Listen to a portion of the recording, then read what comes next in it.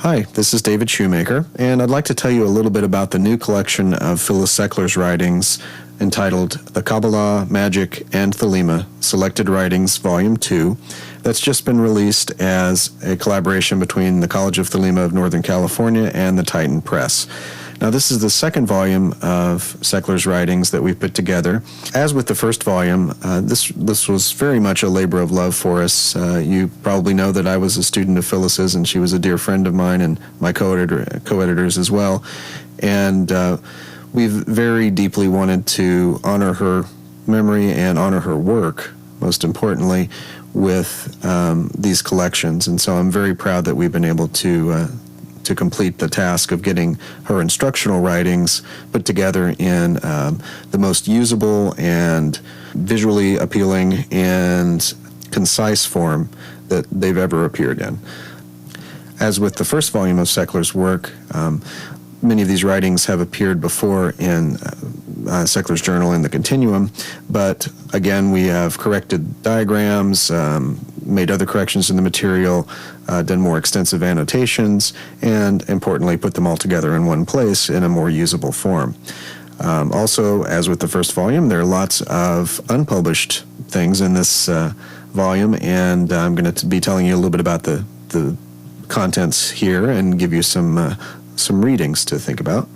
The book begins with a delightful foreword by Lon Milo Duquette. Lon was generous enough to contribute the foreword, which details some of his earliest experiences meeting Phyllis and becoming her AA student, and we were just really delighted to complete the circle of his experiences so many years ago in the 70s, getting started with Phyllis and really getting started with his own Thelemic path, and kind of closing the chapter of Phyllis's life with these writings that we're publishing today.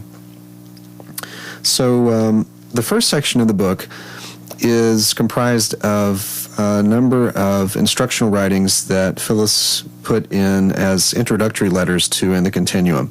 Much like Crowley did with Magick Without Tears, Phyllis found that putting these writings out in the form of letters, or open letters, if you will, was a good way to, in a conversational manner, easy to read, get across some various ideas that could be more complex if presented more, I guess, in a more formal, scholarly way. So she would do writings on the current state of Thelemic culture. She would do writings on magical practices. Any manner of things was liable to show up in these letters.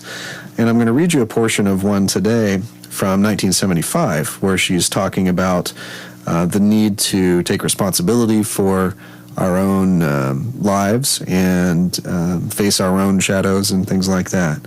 So let me read to you from this letter. We are all responsible for events in our own lives, whether astral or physical, to a startling degree.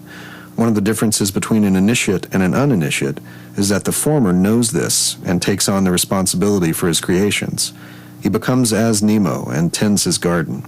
He prunes some tendencies and emotions, cuts out some altogether, and encourages others, all according to the dictates of his true will.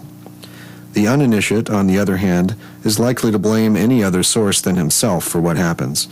It seems to him easier this way if he becomes the pawn of fate. He does not have to take on the responsibility for what happens. He can say the whole event was due to conditions beyond his control. Unfortunately, this attitude can lead to insanity if the astral event was horrendous enough. It harms no one to admit that his own mind may have been responsible for the astral incident.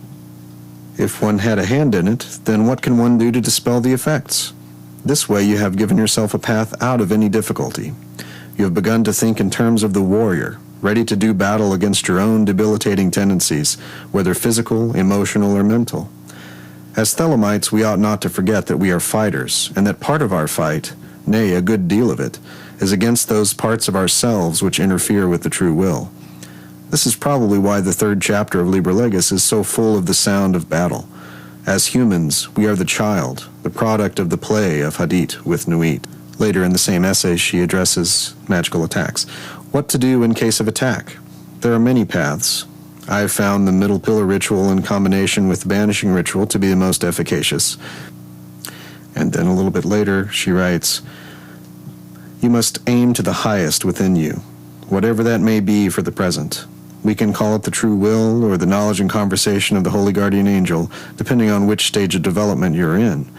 You must ruthlessly weed out the unworthy parts of yourself which interfere with this high aim, and you ought willingly to work out the details of your own karma, which you yourself have ordained. Thelema has the most lofty ideals, but these must be worked out by each individual to fit his own case with the guidance of the Book of the Law. Now, the second section of the book is comprised of selected correspondence with some of the luminaries of post-Crowley Thelema. There's correspondence back and forth with Carl Germer, Israel Regardie, Gerald York, Marcella Moda, Grady McMurtry, and a couple examples of sort of Merrill writing to essentially Thelemic newbies. People had written in asking for some very basic information, and I thought it would be interesting to put in the book some examples of how she would respond to those queries. But today I'm going to read you a portion of a letter that Carl Germer wrote to Phyllis in 1952. They had been, of course, corresponding. Germer had become Phyllis's central teacher figure in AA and in OTO as Jane Wolfe's health was declining. And they had been trading letters back and forth about Phyllis's ongoing efforts at writing poetry. And Germer was critiquing not only the poetry as poetry, but some of the spiritual ideas and Thelemically related concepts that Phyllis is trying to get at in there. So this is a letter, again, from Germer to Phyllis on this topic. Your later poems seem to show that you have begun to understand. Why? This sorrow has to be caused by separation, I mean. Why we must not, in despair or disgust at facts of life, throw down the lute and refuse to sing. Someday I hope I can let you see A.C.'s diaries, where you can see that he never became blasé, that he always, to the end, remained young, kept his impressionality and sensitivity. The oyster can only produce one pearl, caused by the squeezing out of protective material around a piece of foreign matter in its body that causes great pain. Most human beings, and especially women, harden their soul when once it has been hurt to the quick by some experience in love. But exceed means, among other things, that you have to let your soul grow to ever loftier heights. The next break or separation ought to be faced courageously. After all, there is always that which remains. All great poets have suffered intense pain in their sensitive soul, and it was that phase which produced their immortal pearls. This is a universal law. Even heroes that have their work marked out for jobs in the outer world do their greatest deeds after their deepest disappointments. Their iron has to be tempered by intense heat and hardened and shaped by cruel blows. Have you read the stories of female saints? If not, it would not be a loss of time to try to unearth some and study their lives. Or male saints, if easier to get by. Only, the women describe often enough their sexual relations with what they call Jesus or some other name. One word about loneliness. As you are Hadith in the final analysis, you are alone. From your point, your lookout on the universe is different than any other, without exception. What A.C.'s diaries showed more than anything else was his loneliness. The higher you rise, the more this becomes intense and acute. See Liber 7, chapter 4, verse 43, rare and far and utterly lonely, even as thou and I, O desolate soul, my God. And now, Germer continues, it is a curse to the soul to strive after something unattainable in nature. It is a boon to the soul to understand at last how nature or life are, and not waste any more time to pursue a phantom. It is quite a different thing to satisfy your physical nature and sip the honey of flowers where your HGA sends them your way, and take your fill as long as you always keep in mind, but always unto me. When your sorrow and need are really serious and you appeal to your HGA, be sure he will send the proper parties and smoothen the opportunities. You have got to attune your senses to his ways.